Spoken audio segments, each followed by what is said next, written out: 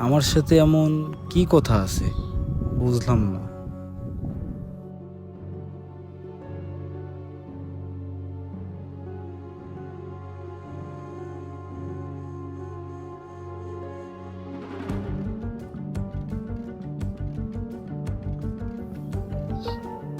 মাথা ঘুরাচ্ছে রে, ভাল লাগতেছে না, কেমন কেমন জানি লাগতেছে। তোরে যেটা বলতেছিলাম না, আমি উকিলের কাছে গেছিলাম আগের দিন, বুঝছিস? এই জমি জমা সয় সম্পত্তি যা কিছু আছে সব আমি তোর নামে করে আনছি রে ভাই।